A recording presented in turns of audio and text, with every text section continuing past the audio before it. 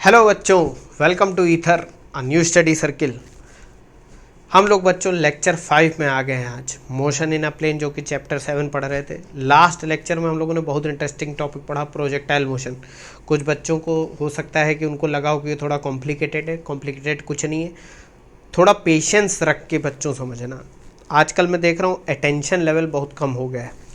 आप थोड़ा जितना टाइम का वो वीडियो है उसमें अगर नहीं समझ में आ रहा तो उसको पॉज करके देख लो, लेकिन समझ जाओगे। वो इतनी आसान भाषा में जितना हो सकता है मैंने समझाया है उसको, कि ऊपर जा रहा है तो वेलोसिटी कम हो रही है, नीचे जा रहा है तो वेलोसिटी बढ़ रही है, आगे जा रहा है तो वेलोसिटी सेम है, ये सब करके बताया। आज बच्चों हम उसी का कॉन्टिन्यूएशन पढ़ेंगे। प्रोजेक्टाइल मोशन में कुछ बहुत इंटरेस्टिंग बातें हैं जो हम आज करेंगे। उसके लिए ज़्यादा टाइम नहीं लूँगा, ये लेक्चर मैक्सिमम आधे घंटे को होगा। जल्दी से देख लेते हैं क्या क्या है। पहले तो बच्चों रेंज ऑफ प्रोजेक्टाइल जो हमने पढ़ी थी उसमें एक इम्पॉर्टेंट पॉइंट रह गया था, maximum range of projectile. Maximum range of projectile मतलब प्रोजेक्टाइल सबसे ज़्यादा दूर कितनी दूर जा सकता है। ये ऑब्जेक्ट, ठीक है, ये प्रोजेक्टाइल मोशन कर रहा है, ये जहाँ जाके गिरेगा ये दूरी क्या बोल दी हमने, रेंज बोल दी थी। इसकी मैक्सिमम वैल्यू कब होगी? तो पहले तो हम रेंज पर ही आ जाते हैं। रेंज क्या निकाली थी हम लोगों ने, V0 square sine 2 theta not upon G, यही तो थी रेंज। अब देखो किसी एक पर्टिकुलर वेलोसिटी के लिए V0, और अगर मैं कह दूं कि g की वैल्यू कांस्टेंट है, g तो ऑब्वियस सी बात है, अर्थ पर हो तो g की वैल्यू कांस्टेंट, तो बदल क्या सकते हो रेंज को मैक्सिमम करने के लिए कि भाई हमारी एक क्षमता है कि हम इससे ज़्यादा तेज नहीं फेंक पाएंगे, वेलोसिटी हमारे इससे ज़्यादा नहीं फेंक सकते, या जो भी मशीन होगी जो लॉन्च कर रही होगी उससे ज़्यादा उसकी वेलोसिटी नहीं हो सकती, तो चेंज कर सकते हो आप थीटा नॉट। तो यहाँ पर अगर मैं आपसे कहूँ कि sine 2 theta naught, sine theta maximum value कितनी होती है साइन की मैक्सिमम वैल्यू होती है 1। तो यहाँ जो साइन वाला टर्म है यही डिसाइड करेगा कि रेंज मैक्सिमम होगी कि नहीं।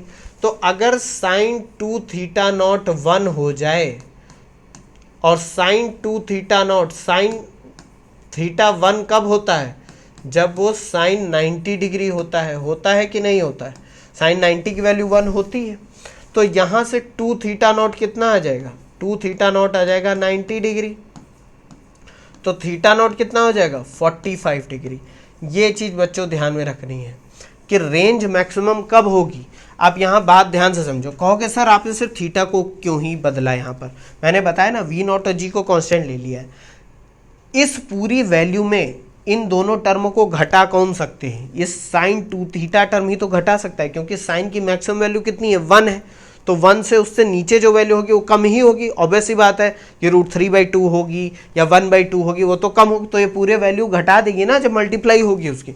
लेकिन हम जान रहे हैं कि मैक्सिमम वैल्यू के लिए अगर हम किसी प्रोजेक्टाइल को 45 डिग्री पे थ्रो करें, मतलब 45 डिग्री के एंगल पर बनाकर मैं देखूं कि ये 45 डिग्री का एंगल है और फिर मैं फेंकूं, तो वो सबसे ज़्यादा दूर जाएगी फॉर अ गिवन वेलोसिटी।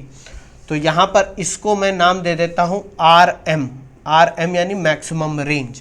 तो मैक्सिमम रेंज कितनी हो जाएगी, साइन 2 थीटा तो 1 हो चुका है, तो ये हो जाएगी V0 स्क्वायर अपॉन जी।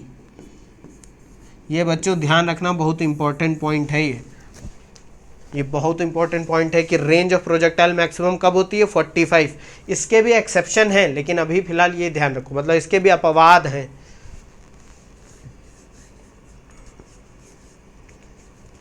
लिख लिया, आगे बढ़ते। ये बच्चों एक पॉइंट लिखा है, हेडिंग है, ये बहुत अच्छा, इसमें आपको एक एक्सपीरियंस मिलेगा, मजा आ जाएगी। देखिए, ऑब्जर्वेशंस रिगार्डिंग रेंज क्या कह रहा है। अभी हमने जाना कि रेंज मैक्सिमम कब होती है प्रोजेक्टाइल की, जब एंगल 45 डिग्री बनाओ। अब मान लो नीरज चोपड़ा सर हैं जो जेवेलिन थ्रो करते हैं, अगर उनसे कहा जाए कि 45 डिग्री एंगल पर फेंको जेवेलिन को, तो क्या वो मैक्सिमम, मान लो तुम एक फिजिक्स के स्टूडेंट हो, तुमसे वो मिलते हैं और कहते हैं भाई तुम फिजिक्स पढ़ते हो तो मुझे बता दो कितने एंगल पे फेंकूं कि मेरा और ज़्यादा दूर गिरे जाकर वो, तो तुम कह दोगे कि भाई 45 डिग्री पे फेंको उसको, प्रोजेक्टाइल मोशन मैक्सिमम होता है। और फिर वो जब कॉम्पिटिशन से आएंगे तुमको बहुत मारेंगे, हो सकता है वो तुम्हारे ऊपर फेंक दें। क्यों? क्योंकि इसका कारण है range is maximum at 45 degree only when point of projection O and point of fall P are on the same level, if not range is maximum. ये बाद में देखते हैं कि भैया जिस पॉइंट से तुम फेंक रहे हो वो पॉइंट और वो जहां पर आकर गिर रहा है वो अगर सेम लेवल पे है तब तो वो 45 डिग्री पर मैक्सिमम होगी रेंज, RM मिल जाएगी। लेकिन ये 45 डिग्री पे मैक्सिमम मिल जाएगी कब? जब आपका ये पॉइंट ऑफ प्रोजेक्शन और point of fall same point पर। लेकिन अगर मान लो पॉइंट ऑफ प्रोजेक्शन कहीं यहाँ पर है, आपकी कुछ हाइट है या कहीं आप लंबे हो, ये बाला फेंक रहे हो या बॉल फेंक रहे हो, या आपने जब थ्रो करा तो ये आके गिरेगी। अब आपको देखने को मिलेगा कि 45 डिग्री पे जब हम फेंक रहे हैं तो वो थोड़ा पहले ही गिरा जा रहा है, लेकिन उससे कुछ कम एंगल पे फेंक रहे हैं। ये जो कुछ कम एंगल है, देखो ये एंगल है आपका, ये वाला एंगल है 45 डिग्री, और ये वाला जो एंगल है थीटा वो है लेस देन 45 डिग्री, कुछ कम है। वो कितना कम होगा वो डिपेंड करेगा कि आप कितनी हाइट के हो, आप कहाँ पर खड़े हो, ये पॉइंट ऑफ फॉल और इसकी ये आपकी हाइट होगी ना, कुछ मान लेते हैं h, उस हाइट पर और इस पॉइंट ऑफ फॉल पे डिपेंड करेगा कि थीटा की एग्जैक्ट वैल्यू क्या होगी कि वो मैक्सिमम हो। तो देखो अगर 45 पे फेंकोगे तो ये देखो ये यहाँ से आया यहीं पे गिर गया आके, लेकिन अगर 45 से कुछ कम होगी वैल्यू तब ये थोड़ा आगे जाके गिरेगा। तो रेंज मैक्सिमम तब होगी जब थीटा कुछ 45 डिग्री से कम हो, when point of projection and point of fall are not on the same level. ये देखो when point of projection and point of fall are on the same level, तब 45 पे नॉट, तो रेंज कब होगी? थीटा जब 45 डिग्री से कम होगा। बात समझे? जब दोनों ही सेम लेवल पे हो तभी 45 डिग्री पर वो मैक्सिमम हिट करेगा। अगर नहीं है तो थीटा 45 से कुछ कम होगी वैल्यू, तभी वो आगे और ज़्यादा जाएगा। रेंज मैक्सिमम तब होगी। बात समझिए? ये देखो 45 पे फेंका तो यहीं आके गिर गया, लेकिन 45 से कुछ कम वैल्यू पे तो ये आगे चला गया। ये देखो यहाँ पर आके टकरा है, देख लो इसको एक बार, देख लिया। अब एक पॉइंट यहाँ पर और बहुत इंपॉर्टेंट लिखा हुआ है, ये भी आपको ध्यान में रखना है। क्या रखना है ध्यान में? Galileo in his book two new sciences, एक नई किताब इन्होंने और लिखी थी, उसमें बताया रेंज के बारे में। Stated that for elevations which exceed और fall short of 45 degree by equal amounts the ranges are equal. अब ये जो अंग्रेजी में लिखा हुआ है आपको कंफ्यूज कर देगा। बहुत सिंपल बात इन्होंने बोली थी। क्या बोली थी मैं आपको अभी समझा देता हूँ। इन्होंने कहा कि अगर हम किसी ऐसे एंगल पर प्रोजेक्टाइल को फेंकते हैं जो कि 45 से जितना ऊपर है उतना ही 45 से नीचे भी है, मतलब 45 प्लस अल्फा, एक ऐसा एंगल चूज करो जो 45 से उतना ही आगे हो, और दूसरा एक एंगल चूज करो जो 45 से उतना ही नीचे हो, तो जो रेंज होंगी वो सेम होंगी। कहोगे सर ये क्या बेवकूफ़ी की बातें कर रहे हो, आपको अभी सब समझ में आ जाएगा। जैसे देखो साइन 2 थीटा की वैल्यू अगर मैं यहाँ पर रखूँ तो साइन 2 45 प्लस अल्फा, एक तरफ तो ये होगा कि नहीं होगा, और दूसरी तरफ क्या होगा? साइन 2 45 माइनस अल्फा, ये होगा कि नहीं होगा? कह दो कि हाँ सर बिल्कुल होगा। अब यहाँ पर देखो ये हो जाएगा साइन 2 थीटा होता है ना, तो थीटा नॉट की वैल्यू अगर हम 45 प्लस अल्फा लें या 45 माइनस अल्फा लें तो क्या वैल्यू आएगी वो देखो, ये हो जाएगा 90 प्लस अल्फा, और ये क्या हो जाएगा 90 माइनस अल्फा। और ये तो हम जानते ही हैं कि ये 90 प्लस अल्फा भी साइन अल्फा आएगा, कॉस अल्फा आएगा, और 90 माइनस अल्फा भी कॉस अल्फा आएगा। यानी साइन 2 45 डिग्री प्लस अल्फा और साइन 2 45 डिग्री माइनस अल्फा, इन दोनों की वैल्यू क्या होती है? सेम होती है। पता है कि नहीं कि साइन 90 प्लस थीटा क्या होता है? कॉस थीटा, और साइन 90 माइनस थीटा भी क्या होता है? Cos theta. तो यहाँ से ये पता चला कि अगर हम प्रोजेक्शन 45 प्लस अल्फा और 45 माइनस अल्फा पे करें तो वैल्यू सेम आएगी। कह दो कि सर इसका मतलब क्या है? मैं यहाँ पर दो वैल्यूज़ लेता हूँ, एक लेता हूँ 30 डिग्री और एक लेता हूँ 60 डिग्री। कहोगे हाँ सर अब समझ गया, मैं सब समझ गया। कैसे समझे? देखो 30 डिग्री क्या है? 30 डिग्री है 45 डिग्री माइनस 15 डिग्री, है कि नहीं है? देखो 45 माइनस अल्फा। और 60 डिग्री क्या है? ये है 45 डिग्री प्लस 15 डिग्री। तो 45 से जितना ये कम है उतना ही 60 45 से ज़्यादा है कि नहीं? तो गैलीलियो ने बताया कि 30 डिग्री और 60 डिग्री के लिए रेंज सेम होगी, जो कि आप मैथमेटिक्स से भी समझ सकते हो, क्योंकि साइन 90 प्लस अल्फा और साइन 90 माइनस अल्फा, क्योंकि जब भी 45 प्लस अल्फा रखोगे तो साइन 2 थीटा की जगह पे ये दोनों वैल्यू सेम आ जाएंगी। कह दो कि सर ये बात तो मैं समझ में आ गई कि यहाँ से रेंज सेम हो जाएगी और 30 और 60 डिग्री पे से। इसको एक और आसान तरीके से भी समझ लेते हैं। क्या बताया गैलीलियो ने कि अगर आप 30 डिग्री पे प्रोजेक्टाइल 60 डिग्री पे थ्रो करो और चाहे 30 डिग्री पे थ्रो करो, दोनों ही सेम रेंज के होंगे, मतलब उनकी जो दूरी ये तय करेंगे रेंज वो सेम होगी। ये है आपका 60 डिग्री, ये है 30 डिग्री। बस चेंज क्या होगा, ये जो मैक्सिमम हाइट है 60 के केस में ज़्यादा ऊपर जाएगी, 30 के केस में नीचे रह जाएगी। बात समझ गया कि नहीं? ये गैलीलियो ने बताया। For elevations which fall short of 45 degree by equal amounts the ranges are equal. इसको याद करने का एक और आसान तरीका है। क्या तरीका है? मैं जैसे समझा था कि अल्फा थीटा नॉट और 90 माइनस थीटा नॉट, इन दोनों पे रेंजेस क्या हैं? For theta naught and 90 minus theta naught ranges are equal. भाई बिल्कुल ये भी बात सही है, दोनों उसी बातों का एक दूसरा पहलू है कि थीटा नॉट ले लो या 90 माइनस थीटा नॉट ले लो, रेंज सेम होगी। कैसे सेम होगी? अगर थीटा नॉट 30 ले लोगे, जैसे एग्जाम्पल के तौर पे थीटा नॉट 30 ले लो, तो 90 माइनस थीटा 90 माइनस 30 कितना होगा? 60। तो बात तो वही हो गई ना। बात समझ गए कि नहीं? यही यहाँ पर लिखा हुआ है। और ऐसे भी समझ सकते हो। कैसे समझ सकते हो? कि साइन 2 थीटा नॉट होगा और साइन 90 माइनस साइन 2 ब्रैकेट में 90 माइनस थीटा नॉट रखो, तो ये साइन 180 माइनस 2 थीटा होगा। और साइन 180 माइनस थीटा क्या होता है? साइन थीटा होता है। तो दोनों वैल्यू तो बराबर ही है ना, इसीलिए रेंज सेम आ जाएगी। बात समझ गए कि नहीं?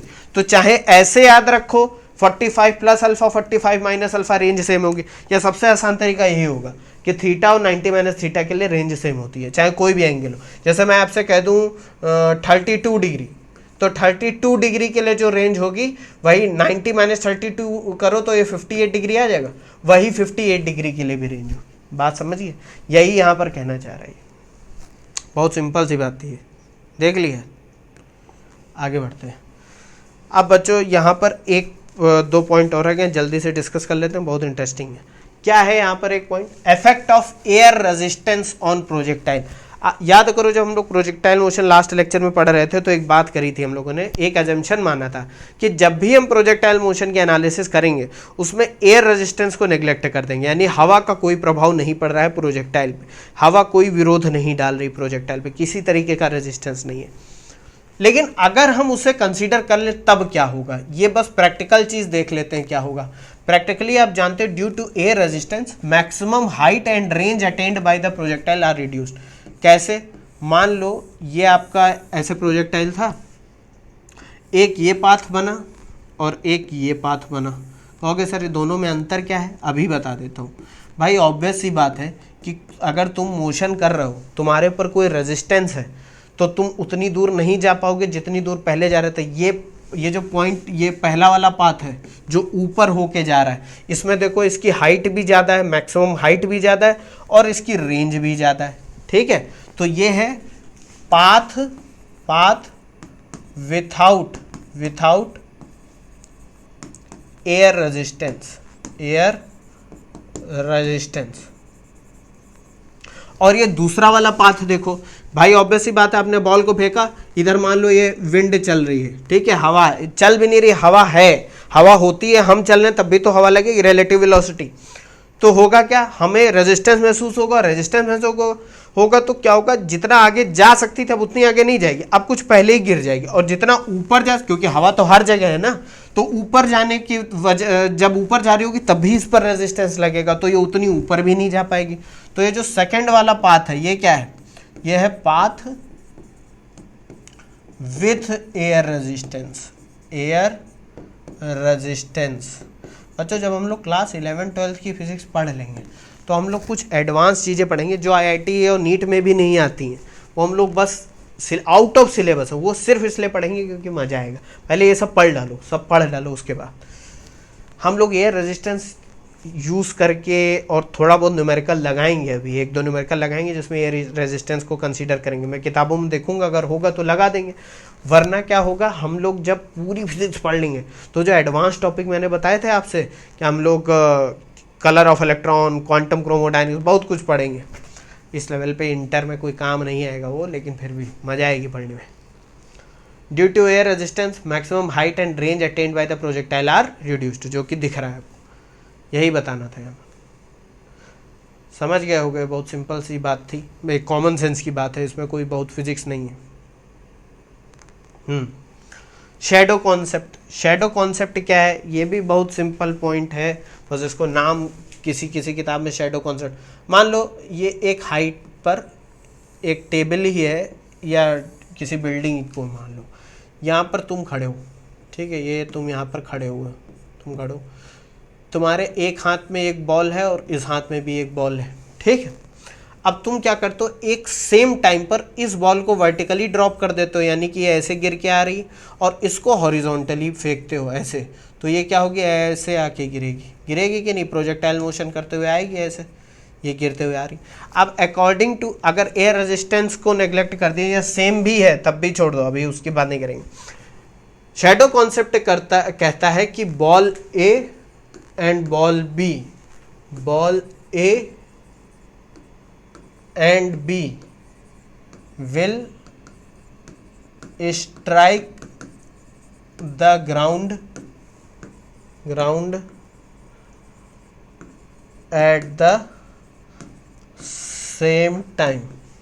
कहोगे सर सेम टाइम पे कैसे, इसको तो ज़्यादा टाइम लगना चाहिए, ये इससे चलते हुए आ रही है। बच्चा यही तो, इसीलिए तो फिजिक्स पढ़ी जाती है। देखो बात को, बॉल ए को तो गिरा दिया, इस पे वर्टिकल एक्सेलरेशन कितना लग रहा है, जी, तो ये उसी रेट से नीचे गिरेगी आके, मान लो टाइम टी पर ये आके टकराई।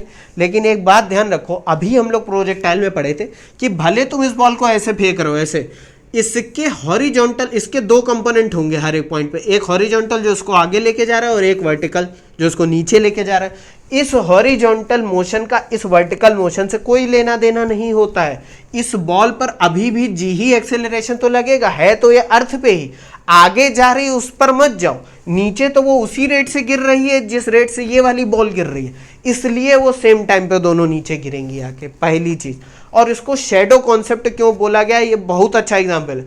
मान लो ऐसी कोई बॉल ए पर है नहीं, सिर्फ आपके पास एक ही बॉल है, बॉल बी, और आप यहां पर खड़े हुए हो, ठीक है। यहां पर एक बल्ब चल रहा है, बल्ब लाइट सोर्स है यहाँ पर एक, ठीक है, एक लाइट सोर्स है जो लाइट डाल रहा है, ठीक, लाइट डाल रहा है। यहाँ पर आपकी एक बॉल थी, आपने इसको फेंका तो ये ऐसे हॉरिजॉन्टली गिरी आके। अगर ये बॉल इस रास्ते में आ रही है, अब जाहिर सी बात है कि लाइट इस पर पड़ रही है, तो इसकी शैडो यहाँ पर बनती चली जाएगी, बनेगी कि नहीं, शैडो भी तो नीचे गिरेगी। ये क्या है, shadow of ball, shadow of ball.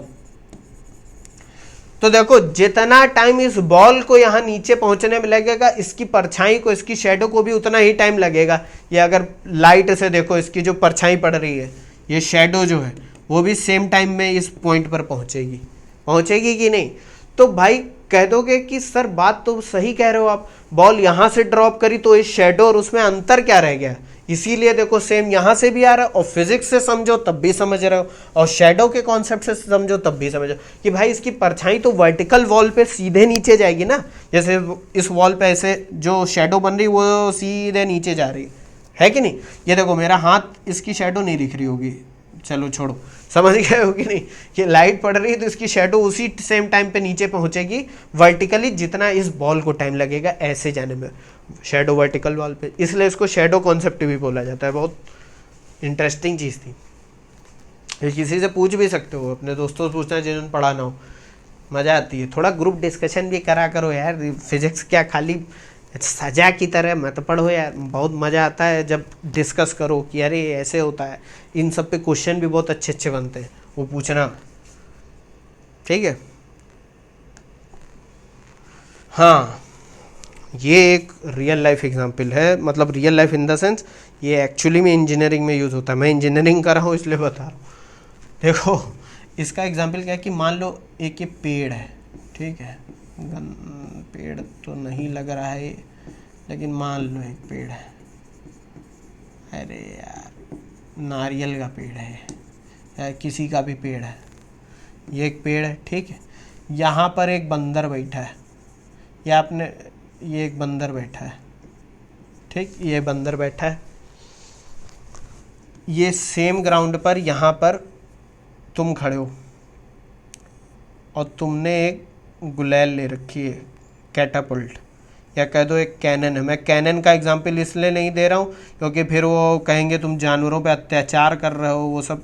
ये फिजिक्स समझाने के लिए मैं कर रहा हूँ बच्चों, यहाँ अत्याचार नहीं हो रहा है। या मत समझने लगना कि मैं बंदर को मारने के लिए बोल रहा हूँ। अब एक चीज़ समझो, यहाँ पर तुम खड़े हो, ये तुम्हारे हाथ में, कह दो कि सर बहुत बड़ी गुलेल नहीं है, हमसे ज़्यादा बड़ी है, मैं समझाने के लिए बचा रहा हूँ बच्चा। अब तुम इस बंदर की तरफ एम कर रहे हो कि मुझे इसको मारना है ताकि ये वहाँ से हटे तो मैं नारियल तोड़ लूँ। यहाँ नारियल लगे हुए, केले का पेड़ है यार ये, हाँ केले का पेड़ ज़्यादा अच्छा एग्जाम्पल है, केले का पेड़ है, केले लगे हो, तुम कह रहे हो कि उसको हटाओ ताकि जो है मैं केले तोड़ लूँ।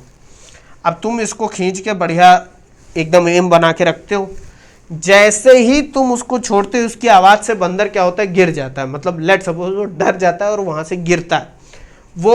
अब ये बताओ, क्या तुम्हारी गुलेल पे ये जो कैटापल्ट पे ये जो लगा हुआ है बॉल या जो तुम्हारी बुलेट है ऐसे गन, वो इसको स्ट्राइक करेगी कि नहीं करेगी? सोचो जरा। अगर तुम फिजिक्स अभी तक पढ़ चुके हो तो सोचो जरा। अगर यहाँ पर मान लो कि ग्रेविटी ना होती, ग्रेविटी मतलब तुम एक इमेजिनरी कंडीशन अज्यूम करो कि अर्थ पे ग्रेविटी अभी नहीं है, कह दो कि सर ग्रेविटी नहीं है तो गिरेगा क्यों, वो छोड़ो, वो अभी वहीं पर है। तुम जैसे ही इसको छोड़ोगे तुम देखोगे कि वो स्ट्रेट लाइन पाथ अचीव करेगा और इसको टकरा जाएगा, यहाँ पर लग जाएगा। ये 0G पाथ है, 0G पाथ, 0G पाथ यानी कि ग्रेविटी नहीं है, ऑब्वियस ही बात है। तो जिस एम पे फायर करोगे वो स्ट्रेट वैसे जाएगी, क्योंकि ग्रेविटी होगी तो इस बॉल को नीचे खींचेगी। अब वो वाला केस समझते हैं कि जैसे ही हमने इसको छोड़ा बंदर क्या हो गया, नीचे गिरा, बंदर गिर गया। जैसे यहाँ से बॉल छूटी वहाँ से बंदर गिरा। अब क्वेश्चन ये आता है, क्या ये बॉल उसको टक्कर मारेगी, क्या उसको हिट करेगी जाके? तो आंसर है हिट करेगी। कहोगे सर कैसे हिट करेगी? देखो बस एक चीज़ ध्यान रखनी है कि हमारा एम, ये जो लाइन ऑफ साइट है वो बंदर की तरफ होनी चाहिए, यानी कि हमारा एम एकदम सही होना चाहिए। अगर उस टाइम पे just at the perfect time अगर बंदर गिर गया तो होगा क्या, आप ध्यान से समझो। अगर ग्रेविटी है, जी है, ये तो 0G पाथ है, 0G मतलब ग्रेविटी नहीं है, तो ऑब्वियस ही बात है कि बॉल को जब छोड़ोगे तो एकदम स्ट्रेट जाएगी। लेकिन अगर ग्रेविटी होगी तो वो इस पाथ को क्या करेगी, ऐसे बेंड कर देगी, वो प्रोजेक्टाइल मोशन करवा देगी। अब मान लो जैसे ही आप इसको छोड़ते हो बंदर वहाँ से गिरता है, तो गिर के जब नीचे आ रहा होगा, मान लो ये हाइट h नीचे आया, गिरा, इसके हॉरिजॉन्टल मोशन से, इस बॉल के हॉरिजॉन्टल मोशन से, देखो हॉरिजॉन्टल मोशन से इस बंदर के गिरने का कोई लेना देना है? कोई लेना देना नहीं। ये बॉल कहाँ जा सकती थी? यहाँ जा सकती थी अगर ग्रेविटी ना होती, लेकिन ग्रेविटी है तो वो वहाँ ना जाने की वजह कहाँ, कहीं यहाँ पर आके टकराएगी। कब? जब ये इसको छोड़ेगा और उसी टाइम पे बंदर भी गिर जाएगा। तो दोनों पे लगेगा तो सेम जी ना, इस बॉल पर भी सेम जी लगेगा और इस बंदर पे भी सेम जी लगेगा, तो दोनों ही आकर इस पॉइंट पे मिल जाएंगे, इस पॉइंट पे मिल जाएंगे, यानी कि ये हिट कर जाएगी। कह दोगे सर ये समझ में तो कुछ कुछ आ गया कि भैया ग्रेविटी नहीं होती तब तो सीधा जाके टकरा जाता, और अगर ग्रेविटी है और उसी टाइम पर बंदर गिर जाता है तो भाई इफेक्ट तो वर्टिकल मोशन ही करेगा ना। ये बॉल जा रही थी यहाँ, लेकिन ग्रेविटी की वजह से नीचे आ गई, भाई इस ग्रेविटी ने इसको नीचे खींच दिया, इस बॉल को आगे नहीं जाने दिया, प्रोजेक्टाइल मोशन बना दिया ऐसे, ना कि स्ट्रेट लाइन मोशन। बात समझ रहे हो कि नहीं? क्योंकि ग्रेविटी इसको हर वक्त नीचे खींच रही है इस बॉल को, और बंदर पे भी वही ग्रेविटी लगी तो वो नीचे आके गिरा, और दोनों ही एक पॉइंट पर आके, क्योंकि रेट ऑफ फॉल दोनों का क्या है, सेम है। बस कंडीशन एक ही होनी चाहिए कि इनिशियल जो साइट है बंदर की जिसपे निशाना लगाया है वो सही होनी चाहिए, क्योंकि वो इधर उधर हुई तो ऑब्वियस सी बात है नहीं लगेगा। बात समझे? कहोगे सर तो फिर जल्दी अगर h, ये जो हाइट ऑफ फॉल है ये कैसे चेंज कर सकते, अगर मान लो इसको और तेजी से खींचो, मतलब इनिशियल वेलोसिटी जो है अगर उसको तेज कर दो तो होगा क्या, प्रोजेक्टाइल थोड़ा और अच्छा बनेगा, मतलब इतना ज़्यादा डाउन नहीं जाएगा, वो कहीं बंदर यहाँ पर टकरा के गिरेगा के तो यहीं पर वो टकरा जाएगा। तो अगर तुमने इनिशियल वेलोसिटी बढ़ा दी, यानी जिस तेजी से आप फेंक रहे हो बढ़ा दिया, तो ये जो हाइट है जिस पर बंदर को वो टकराएगी, मतलब बंदर जितनी नीचे गिरेगा वो कम हो जाएगी और पहले ही टकरा जाएगी और टाइम भी कम लगेगा, टाइम भी कम लगेगा। इस कॉन्सेप्ट पे हम एक न्यूमेरिकल सॉल्व करेंगे आगे चल के और इसको प्रूफ भी करके दिखाएंगे कि ऐसा क्यों है। देखने में तो समझ में आ रहा है, मैं आपको अभी यहाँ फिजिकल एक फीलिंग देना चाहता हूँ कि ऐसा क्यों होगा। ऐसा इसलिए फिर से मैं बता दे रहा हूँ कि जब आपने बंदर को एम करा और मान लो ग्रेविटी नहीं है तो ऑब्वियस सी बात है कि बॉल एकदम स्ट्रेट उसको लग जाएगी, जाके लग जाएगी कि नहीं, अब बुलेट एकदम स्ट्रेट लग जाएगी जाके। लेकिन अगर ग्रेविटी है तो वो दोनों पर ही लगेगी, बंदर पे भी लगेगी उस पे भी लगेगी। तो लेट सपोज इस इंस्टेंट पे बॉल यहां से जब चली तो बंदर भी गिरा और बॉल भी गिरी, नीचे आने का रेट दोनों का सेम है। पहले बॉल उधर चली जाती लेकिन नीचे आने का रेट सेम है उसका, जी इस पर भी लग रही जी उस पर भी लग रही, इसीलिए वो कुछ टाइम के बाद वो जितनी हाइट पर बंदर होगा उतनी हाइट पर ये होगी, क्योंकि पहले वो सीधे बंदर की तरफ जा रही थी, दोनों ही सेम हाइट पे थे, बॉल भी और बंदर भी। लेकिन अब ये यहां पर आ गया, गिरा और ऐसे देखो ऐसे हुआ, ये बॉल आई और ये टकरा गई, ये टकरा गई, समझे। बस अंतर इतना ही कर सकते हो कि अगर ज़्यादा तेजी से खींचोगे तो जो टाइम लगेगा इसको टकराने में वो कम हो जाएगा, इसलिए जो हाइट ऑफ फॉल है वो भी कम हो जाएगा और तेजी से जल्दी मार सकते हो। ओके सर, वाह, ये देखो प्रोजेक्टाइल मोशन का प्रैक्टिकल यूज़। वहाँ पेन कॉपी लेके बैठना जाके और फिर निशाना लगाना, देखा। इस पर हम लोग न्यूमेरिकल भी सॉल्व करेंगे, बहुत स्टैंडर्ड क्लासिक एग्जाम्पल है प्रोजेक्टाइल मोशन का, ठीक है, जहाँ पर हमें एक दो कॉन्सेप्ट क्लियर होते हैं कि भैया जी का हॉरिजॉन्टल मोशन से कोई लेना देना नहीं है, वर्टिकल मोशन ऑब्वियस सी बात है वर्टिकल मोशन से लेना देना, देख लिया। चलो बच्चों, बहुत कुछ पढ़ लिया हम लोगों ने प्रोजेक्टाइल मोशन में।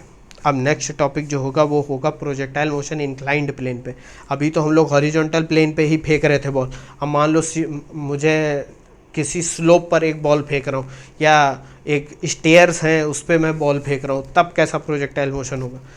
मैकेनिक्स यही लगेगी, मैथमेटिक्स यही लगेगी, कुछ चेंज नहीं होगा, बस थोड़ी बहुत इधर उधर चीज़ें बदलेंगी। यहाँ पर एक चीज़ लिखी है, टॉपिक ख़त्म होता है तो मैं थोड़ा ये ज्ञान की बातें आजकल लिख देता हूँ, अच्छा लगता है। क्या है, if you want to master something teach it. Richard Feynman, one of the greatest physicist of 20th century, इनके बारे में पढ़ लेना जाके, फिजिक्स के अब तक के सबसे महान टीचर भी ये रहे हैं। इन्होंने क्या बोला कि अगर आप किसी चीज़ को मास्टर करना चाहते हो, समझना बहुत कायदे से चाहते हो, तो उसको पढ़ा दो। अब पढ़ाने का मतलब ये नहीं होता कि आप टीचर ही बन जाओ। मान लो आपको प्रोजेक्टाइल मैंने पढ़ाया, आपको समझ में आ गया, आपके बगल वाले दोस्त को नहीं समझ में आया, तो आप उसको पकड़ो, उसको समझा दो। समझ में आ भी गया तब भी उसको समझा दो, बात समझ रहे हो। इससे क्या होगा कि आपके कॉन्सेप्ट और क्लियर हो जाएंगे, क्योंकि ऑब्वियस सी बात होती है जो चीज़ आप समझा रहे हो वो तभी आप समझा सकते हो, ये प्रूवन चीज़ है, जब तक वो आपको खुद समझ में आई है। अगर नहीं समझ में आई है तब तक नहीं समझा पाओगे फिर आप। तो यहीं से लेक्चर ख़त्म करते हैं, मिलता हूँ आपसे नेक्स्ट वीडियो में, बहुत इंटरेस्टिंग चीज़ें पढ़ेंगे हम लोग। Thank you.